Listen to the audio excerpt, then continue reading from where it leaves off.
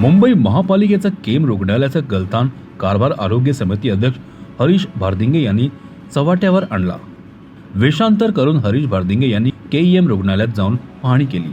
तिथे रुग्णांची हेळसांड होत असल्याचे निदर्शनास आले तर स्वतःची ओळख सांगूनही तेथील डॉक्टर आणि नर्स यांनीही हरीश भारदिंगे यांच्याशी सभ्य बोलले।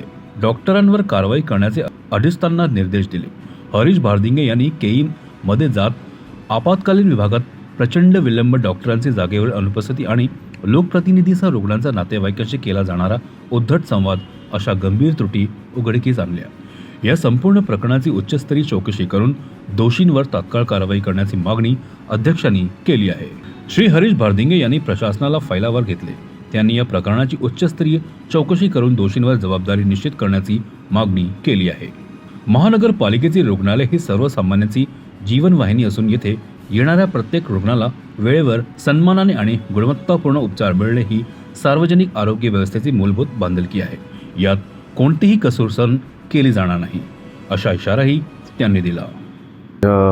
ही माझी पहिली धाड नव्हती, दुसरी धाड होती।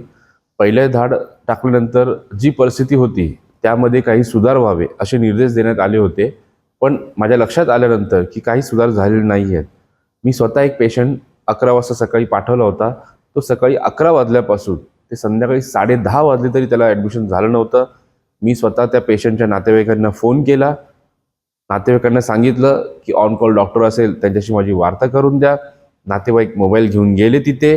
त्यानंतर मी स्वतः नातेवाईक सांगतायत, मी स्वतः सांगत आहे की आरोग्य समिती अध्यक्ष बोलणार आहेत म्हणून, तर ते बोलतात की आम्ही फोनवरती कोणाशी बोलू शकत नाही।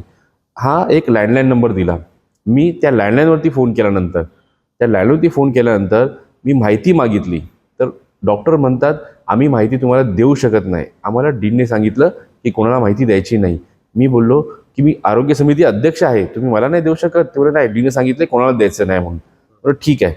त्यानंतर मी स्वतः वेषांतर करून स्वतः अनुभव घेण्यासाठी काय परिस्थिती आहे, मी स्वतः लाईनमध्ये उभा राहून त्याचबरोबर केस पेपर किंवा वेगळी जे आहे डॉक्टर्सकडे जाऊन स्वतः 2.5 तास लागले मला। त्यानंतर मी नर्सकडे गेलो आणि नर्सनं विचारलं की सकाळपासून आत्तापर्यंत या पेशंटची परिस्थिती अशी काय आहे, तुम्ही ॲडमिट का नाही केलं आहे? तर त्यांनी पण सांगितलं तुम्ही CMOशी बोला, माझ्याशी बोलू नका। नंतर मी बोललो की मी आरोग्य समिती अध्यक्ष बोलत आहे। त्यावरती पण नर्सेस बोलत आहेत की बाबा नाही, तुम्ही CMOशी बोला, आमच्याशी बोलू नका म्हणून। त्यानंतर मी डॉक्टर हरीश पाठक आहेत, डीन आहेत, त्यांना फोन केला। ते आले तिथे।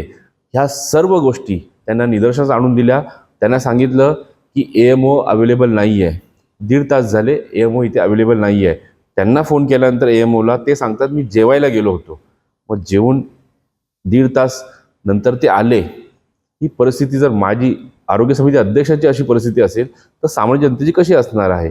आणि आपण जनतेचे सेवक आहोत, आपण राजा नाही आहोत, आपण जनतेची सेवा करण्यासाठी ते आलेलो आहोत, याची जाणीव मला करून द्यायची होती। केममध्ये अशा प्रकारे दुसरी धाड आहे असं तुम्ही म्हणताय। मुंबई महानगरपालिकेच्या जे पालिकेचे रुग्णालय त्यामध्ये अशा प्रकारच्या धाडी पुढे सुरू राहतील असं तुमचं एकूण त्या संदर्भात काय? मी गेल्या वेळी KM पण केलं होतं, सायन पण केलं होतं, राजावडी पण केलं होतं मी। आता मी KM तर केलंच आहे, पण अशा धाडी मी अचानक प्रत्येक हॉस्पिटलला देणार आहे।